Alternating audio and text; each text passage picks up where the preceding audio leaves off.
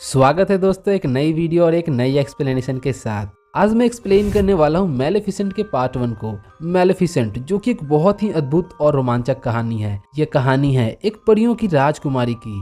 जब दुनिया के किसी कोने में 2 राज्य थे, जहां एक राज्य पर बहुत ही क्रूर राजा हेनरी का शासन था, जबकि दूसरे पर मूर्स के नाम से जाना जाने वाला जादुई प्राणियों और परियों का घर था, जिसमें सभी लोग एक दूसरे पर काफी विश्वास करते थे। और यही कारण था कि मूर्स में कोई भी राजा नहीं था और वहाँ के लोग काफी खुशी खुशी रहते थे। वही मूर्स राज्य में रहती थी मैलेफिसेंट। मैलेफिसेंट बहुत ही खूबसूरत और अपने राज्य की सबसे शक्तिशाली परी है। एक दिन 3 नन्ही परियां मैलेफिसेंट को बताती हैं कि उसने अपने राज्य में एक इंसान को देखा है जो कि उसके राज्य में कुंड से हीरे चुराने आया था। यह सुनकर मैलेफिसेंट थोड़ी हैरान होती है क्योंकि उसने आज तक किसी इंसान को नहीं देखा था और अपने पंखों को फैलाकर हवाओं में उड़ने लगती है और उस जगह पे पहुंचती है जहां उस इंसान को देखा गया था। वहां पहुंचकर मैलेफिसेंट उस इंसान से मिलती है जो कि मैलेफिसेंट की उम्र का ही एक लड़का होता है, जिसका नाम होता है इंस्टिफन जो कि पास ही के राज्य में रहता है।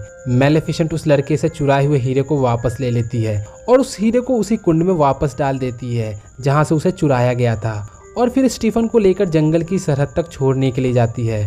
मूर्स जंगल खत्म होते ही वहाँ दूसरा राज्य होता है जिसका राजा वही हेनरी होता है, जो कि मूर्स जंगल को अपने कब्जे में लेना चाहता था क्योंकि जंगल के लोग जादुई होते हैं और यहाँ काफी कीमती हीरे भी होते हैं। स्टीफन उस राज्य के बड़े से किले की ओर इशारा करते हुए कहता है कि उसका सपना है कि एक दिन वो इस किले में रहेगा। स्टीफन मैलेफिसेंट को बताता है कि वो इस दुनिया में अनाथ है, यानी उसके माता पिता बहुत पहले ही मर चुके हैं। मैलेफिसेंट भी बताती है कि वो भी अनाथ है, इसलिए दोनों में गहरी दोस्ती हो जाती है। स्टीफन जाने से पहले मैलेफिसेंट से कहता है कि अगर वो यहाँ फिर से दोबारा आया तो क्या तुम यहाँ मिलोगी। मैलेफिसेंट उसे समझाते हुए कहती है कि मूर्स के लोगों को किसी इंसान से मिलना मना है और किसी इंसान को यहाँ आना सेफ भी नहीं है, पर वह कहता है कि मैं यहाँ फिर भी आऊंगा। और लौटते वक्त स्टीफन जैसे ही मैलेफिसेंट से हाथ मिलाता है तो मैलेफिसेंट को जोरदार झटका लगता है। दरअसल इसका कारण स्टीफन का वो लोहे का रिंग होता है, क्योंकि लोहा उस परी का कमजोर ही था। इसके बाद स्टीफन वहां से चला जाता है। स्टीफन के जाते ही मैलेफिसेंट उस इंसान के ख्यालों में डूब जाती है क्योंकि वह पहली बार किसी इंसान से मिली थी, लेकिन स्टीफन वहाँ कई बार उससे मिलने आता है और धीरे धीरे उनकी गहरी दोस्ती प्यार में बदल जाती है। और जब मैलेफिसेंट 16 साल की होती है तो वह स्टीफन को किस करती है। धीरे धीरे समय बीतता है। मैलेफिसेंट एक बहुत शक्तिशाली परी बन चुकी है, इसलिए वो मूर्स जंगल की रखवाली करती है। वह कई बार स्टीफन का इंतजार करती है, पर स्टीफन उससे मिलने नहीं आता है। स्टीफन को न पाकर वह काफी अकेला महसूस करने लगती है और उदास रहने लगती है क्योंकि वह किसी इंसान के ईर्ष्या और लालच से बिल्कुल अनजान थी, पर उसे बहुत कुछ सीखना भी बाकी था। जब उस क्रूर राजा यानी हेनरी को पता चलता है कि मूर्स के जादुई लोगों की शक्तियां बढ़ रही है तो अपने विशाल सेना के साथ मूर्स पर अपना कब्जा करने के लिए पहुंच जाता है। मैलेफिसेंट उसे रुकने का आदेश देती है, पर हेनरी कहता है कि वो राजा है और किसी दूसरे के आदेश को नहीं मानता। वो अपने सेना को आदेश देता है कि मुझे उस परी का सर चाहिए, और इतना सुनते ही राजा की विशाल सेना मूर्स जंगल की तरफ हमला करने के लिए बढ़ते हैं। पर तभी अचानक जमीन के अंदर से और जंगलों से अजीब अजीब से क्रिएचर बाहर निकलकर आने लगते हैं और फिर इंसान और जादुई लोगों के बीच घमासान जंग होता है। उस जंग में मैलेफिसेंट राजा को बुरी तरह घायल कर देती है, पर राजा और उसके लोग अपनी जान बचाकर वहां से भागते हैं। चूंकि राजा बहुत जख्मी था, वो अपनी मृत्यु के कगार पर होता है, इसलिए अपने लोगों से कहता है कि आज तक मैंने अपने जीवन में पराजित नहीं हुआ, पर आज वह एक परी से हार गया है और वह इस कलंक के साथ नहीं मरना चाहता। इसलिए वह लोगों से वादा करता है कि जो कोई भी इस मैलेफिसेंट को मारेगा वो नया राजा बनेगा और अपनी खूबसूरत बेटी लीला से उसकी शादी करवाएगा। तभी हम वहाँ राजा के कमरे में स्टीफन को देखते हैं। स्टीफन राजा का नौकर बन गया था। राजा के वादे को सुनकर वो मूर्स जंगल में मैलेफिसेंट से मिलने जाता है। वहाँ उसे मैलेफिसेंट मिलती है। चूंकि मैलेफिसेंट उसे बहुत सालों बाद मिली थी, इसलिए वो स्टीफन को माफ कर देती है क्योंकि वो उसे बहुत प्यार करती थी और दोनों एक बार फिर से एक हो जाते हैं। स्टीफन मैलेफिसेंट से कहता है कि तुम्हें अब सतर्क रहने की जरूरत है क्योंकि राजा हेनरी तुम्हें किसी भी कीमत पर मारना चाहता है। और उस दिन दोनों एक दूसरे के साथ ही अपनी रात बिताते हैं। इसी दौरान स्टीफन मैलेफिसेंट को पीने के लिए पानी देता है।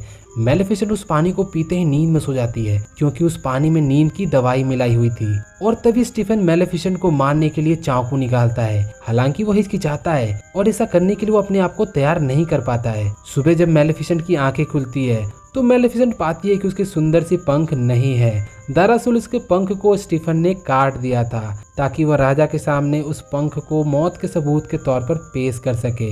यह देखने के बाद मेलेफिसेंट काफी रोती है क्योंकि उस पंख के जरिए ही वो नीले आसमानों में उड़ पाती थी और एक परी की वजूद भी उसके पंख से ही होती है। और अब मेलेफिसेंट को प्यार और इंसान से भरोसा बिल्कुल उठ चुका था। वो ये सीख चुकी थी कि वह कभी भी किसी इंसान पर भरोसा नहीं करेगी। इधर स्टीफन उस कटे हुए पंख को राजा के सामने पेश करता है और कहता है कि उसने राजा के हार का बदला उस परी के मौत से ले लिया है। राजा यह सुनकर बहुत खुश होता है और वादे के मुताबिक उसकी शादी अपनी बेटी लीला से करवाता है और उसे उस राज्य का राजा बना दिया जाता है। दूसरे सीन में हमें यह दिखाया जाता है कि एक दिन मेलेफिसेंट एक आदमी को देखती है जो किसी कौवे को पकड़ा होता है और वो उसे मारने ही वाला होता है कि मेलेफिसेंट को उस पर दया आ जाती है और उस कौवे को अपने जादुई शक्ति से एक इंसान में बदल देती है। वह आदमी इस जादू को देखकर वहां से भाग जाता है। फिर वह आदमी जो कि कौवे का ही दूसरा रूप होता है, दरअसल इसका नाम डेविल होता है, वह मेलेफिसेंट को धन्यवाद करता है और कहता है कि उसने उसकी जान बचाई है, इसलिए वो जिंदगी भर उसकी सेवा करेगा।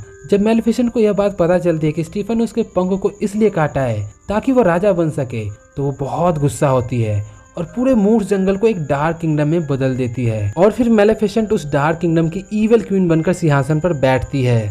धीरे धीरे समय बीतता है और स्टीफन जो कि अब एक राजा बन चुका है, उसकी पत्नी एक बेटी को जन्म देती है जिसका नाम ऑरोरा रखा जाता है। इस खुशी में स्टीफन राजमहल में एक जश्न रखता है। उसी दिन मेलेफिसेंट भी वहां पहुंच जाती है और स्टीफन की बेटी को श्राप देती है कि जब यह 16 साल की होगी तो सूरज डूबने से पहले चरखे की सुई इसके उंगली में चुभेगी और यह हमेशा के लिए गहरी नींद में सो जाएगी, यानी इसकी मौत हो जाएगी। पर स्टीफन उसके सामने एक दया की भीख मांगता है। वह कहता है कि वह ऐसा ना करे। इस पर मेलेफिसेंट कहती है कि यदि इसके 16वें जन्मदिन पर कोई इसे सच्चा प्यार करने वाला यदि इसे किस करेगा तो इसकी जान बच जाएगी।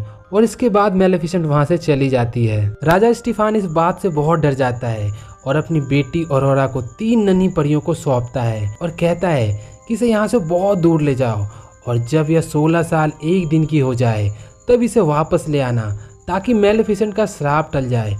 फिर वो महल में रखे सभी चरखे को जलाने का आदेश देता है और अपनी सेना को उस मूर्ख जंगल में मेलेफिसेंट को मारने के लिए भेजता है। मगर मेलेफिसेंट अपने जादू से मूर्ख जंगल के चारों ओर पेड़ों की ऊंची दीवार खड़ी कर देती है और ये ऐसी दीवार होती है जिसके अंदर कोई भी इंसान नहीं जा सकता। हालांकि स्टीफन की सेना उस दीवार को जलाने की कोशिश करती है पर उनकी सारी कोशिशें नाकाम हो जाती है। इधर दूसरी तरफ वो 3 नन्ही परियां ऑरोरा को अपनी झोपड़ी में लाती है और फिर अचानक तीनों इंसान में बदल जाते हैं क्योंकि वो परियां इतनी नन्ही थी कि उस छोटे कद में ऑरोरा का ख्याल नहीं रख पाती। एक दिन किसी तरह मेलेफिसेंट को पता चल जाता है कि स्टीफन ने अपनी बेटी को कहाँ छुपा रखा है। फिर वो उसी झोपड़ी में जाती है जहाँ पर ऑरोरा को छुपाया गया था।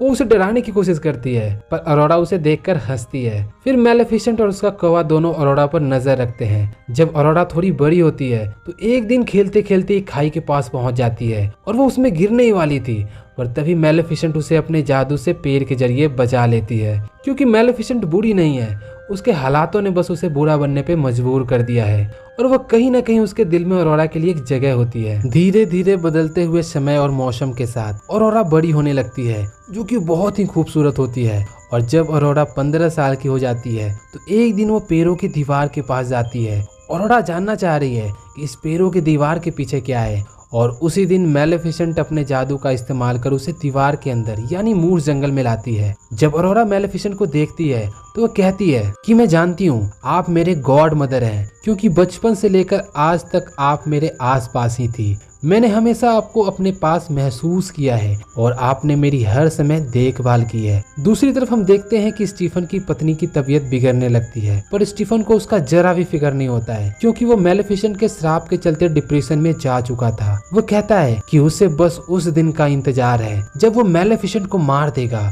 और उसकी बेटी उस श्राप से मुक्त हो जाएगी। वहीं दूसरी तरफ मेलेफिसेंट और ऑरोरा अपना ज्यादा समय साथ में बिताने लगते हैं और धीरे धीरे उनमें एक दूसरे के लिए प्यार उभर आता है। जब ऑरोरा का 16वां जन्मदिन बहुत पास होता है तो मेलेफिसेंट बहुत डर जाती है क्योंकि उसके श्राप के अनुसार उस दिन उसका मरना तय होता है और मेलेफिसेंट अब नहीं चाहती है कि उसकी मौत हो, इसलिए वो एक दिन अपनी शक्ति से उस श्राप को खत्म करने की कोशिश करती है, पर इसमें वो नाकामयाब हो जाती है क्योंकि श्राप देते वक्त मैलेफिसेंट ने कहा था कि दुनिया की कोई भी ताकत इस श्राप को खत्म नहीं कर सकता। और इस बात का इसे बहुत दुख होता है क्योंकि वो अरोरा से बहुत प्यार करती थी। एक दिन अरोरा मैलेफिसेंट से पूछती है कि यहाँ सभी परियों के पंख हैं, पर आपके पंख कहाँ गए। मैलेफिसेंट यह सुनकर बहुत उदास होती है और कहती है कि मेरे भी पंख थे, पर किसी एक बुरे इंसान ने इसे चुरा लिया। वो इतने बड़े और मजबूत थे कि उसके जरिए वो आसमान और बादलों में उड़ा करती थी। फिर अरोरा मैलेफिसेंट से कहती है कि वह उसके साथ हमेशा के लिए मूर्स जंगल में रहना चाहती है। मैलेफिसेंट कहती है कि वह भी ऐसा ही चाहती है। फिर अरोरा कहती है कि कल मेरा 16वां जन्मदिन है और कल वो अपने आंटियों से पूछकर यह हमेशा के लिए उसके पास रहने आ जाएगी। इतना कहकर अरोरा वहाँ से चली जाती है। रास्ते में उसे एक लड़का मिलता है जिसका नाम होता है फिलिप, जो कि उसके ही उम्र का होता है। दरअसल वो लड़का स्टीफन के राज्य में जा रहा था और रास्ता भटक गया था। वह अरोरा से महल का रास्ता पूछता है और दोनों एक दूसरे को देखकर अट्रैक्ट हो जाते हैं। दूर से मैलेफिसेंट और उसका कौवा डेविल ये सब देख रहा होता है। डेविल कहता है कि जैसा कि तुमने कहा था कि यदि कोई सच्चा प्यार करने वाला अरोरा को 16वें जन्मदिन पर किस करेगा तो वो श्राप से मुक्त हो जाएगी, और वो सच्चा प्यार ये हो सकता है। मैलेफिसेंट कहती है कि मैंने ऐसा इसलिए कहा था क्योंकि सच्चा प्यार ऐसा कुछ नहीं होता।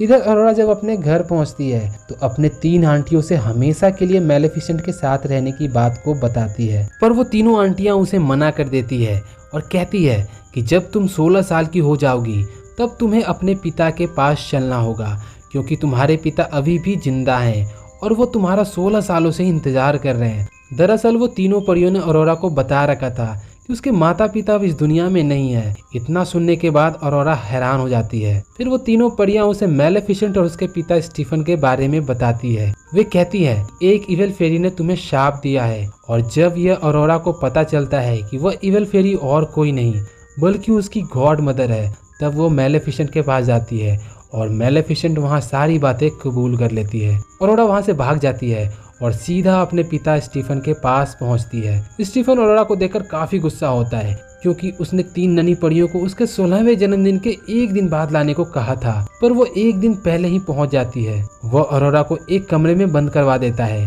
पर स्टीफन चाहे जो कुछ भी कर ले वह शाप को नहीं टाल सकता। और अगले दिन जिस दिन अरोरा का जन्मदिन होता है वो उस शाप के ताकत से मंत्रमुग्ध हो जाती है और अपने आप उस कोठरी में पहुंचती है जहां पर स्टीफन ने उस चरखे को रखवा दिया था जिस पर वो सुई लगी होती है, और चरखे पर लगे उस सुई पर अपनी उंगली चुभोती है और उसके उंगली चुभोते ही वो गहरी नींद में चली जाती है। और उस सांप के मुताबिक वो उस नींद से कभी नहीं उठने वाली थी। जब यह बात स्टीफन को पता चलता है कि मैलेफिसेंट का शाप पूरा हो गया है, वो बहुत परेशान होता है, पर वो तीनों नन्ही परियां उसे बताती है कि अगर उसने अरोरा को ट्रू लव किस किया तो वो उस गहरी नींद से उठ सकती है। पर स्टीफन कहता है कि ट्रू लव ऐसा कुछ नहीं होता, क्योंकि अगर ट्रू लव होता तो वो कभी भी मैलेफिसेंट को धोखा नहीं देता। दूसरी तरफ ये दिखाया जाता है कि मैलेफिसेंट उस लड़के यानी फिलिप को महल में लाती है जो कहीं न कहीं अरोरा से प्यार करता था और अरोरा भी उससे प्यार करती थी। मैलेफिसेंट फिलिप को लेकर अरोरा के कमरे में आती है और फिलिप से कहती है कि तुम अरोरा से प्यार करते हो इसलिए इसे ट्रू लव किस करो। फिर फिलिप उसे किस करता है, पर उसके किस करने के बाद भी अरोरा गहरी नींद से नहीं उठती है। ये देखकर मैलेफिसेंट बहुत दुखी होती है। वो कहती है कि उसने क्या कर दिया, क्योंकि उसकी वजह से एक मासूम हमेशा के लिए गहरी नींद में सो चुकी थी। वो रोते हुए कहती है कि वो अपने आप को कभी माफ नहीं करेगी और अरोरा के माथे पर किस करके वहाँ से जाने लगती है। पर तभी एक आवाज आती है, हेलो गॉड मदर, यानी कि अरोरा उस गहरी नींद से जाग उठी थी। दरअसल ट्रू लव जिस पर किसी का भी भरोसा नहीं होता है वो ट्रू लव मैलेफिसेंट और अरोरा के बीच में होता है। फिर अरोरा मैलेफिसेंट के साथ हमेशा के लिए मूर्स जंगल में रहने के लिए जाने लगती है, पर तभी स्टीफन के लोग पहुंच जाते हैं और उसे लोहे की जाल में फंसा लेते हैं, क्योंकि स्टीफन जानता था कि लोहा परियों की कमजोरी होती है। तभी मैलेफिसेंट उस डेविल यानी उसका जो कौवा होता है उसे अपने जादू से ड्रैगन बना देती है और वह ड्रैगन बनकर वहां स्टीफन के लोगों को जला देता है और मैलेफिसेंट को कैद से छुड़ा लेता है। पर तभी स्टीफन के और लोग वहां पहुंच जाते हैं और मैलेफिसेंट को लोहे के कवच से चारों तरफ से घेर लेते हैं और फिर उसके सामने स्टीफन आता है जो कि पूरी तरह से लोहे की कवच में ढका होता है। वो मेलेफिसेंट को मारने के लिए आगे बढ़ता है। इधर अरोरा को मेलेफिसेंट का पंख दिखता है जो कि एक लोहे की जंजीर में कैद था। वह उस पंख को आजाद कर देती है और वह पंख फिर से मेलेफिसेंट में आके जुड़ जाते हैं। पंख जुड़ते ही वो स्टीफन को उड़ाकर महल के सबसे ऊपर ले जाती है, पर फिर वो स्टीफन को छोड़ देती है क्योंकि वह उसे मारना नहीं चाहती थी। पर स्टीफन पीछे से मेलेफिसेंट पर हमला करता है और दोनों महल के ऊपर से गिरने लगते हैं। मेलेफिसेंट उड़ने की कोशिश करती है पर वो उड़ नहीं पाती है क्योंकि स्टीफन ने उसे जोर से जकड़ा होता है। पर नीचे गिरने से पहले वो किसी तरह अपने पंखों को खोल लेती है और उड़ने लगती है, पर स्टीफन नीचे गिर जाता है जिससे उसकी मौत हो जाती है। और इस तरह हमेशा की तरह बुराई पर अच्छाई की जीत होती है। फिर हमें दिखाया जाता है कि मेलेफिसेंट अरोरा को लेकर मूर्स जंगल में पहुंचती है और वहां पेड़ों की दीवार को हटा देती है जो उसने मूर्स जंगल के चारों तरफ बनाई थी। और एक बार फिर मूर्स जंगल हरे भरे जंगल में तब्दील हो जाता है और अरोरा को उस मूर्स जंगल का राजकुमारी बना दिया जाता है। और इसी के साथ ये कहानी एक हैप्पी एंडिंग के साथ यहीं खत्म होता है। तो दोस्तों वीडियो अच्छी लगी हो तो वीडियो को लाइक कर चैनल को सब्सक्राइब जरूर करना, और यदि कोई सजेशन हो तो कमेंट बॉक्स में जरूर बताना। तो मैं मिलता हूँ आपसे एक नई वीडियो और एक नई एक्सप्लेनेशन के साथ। Till then take care and bye bye.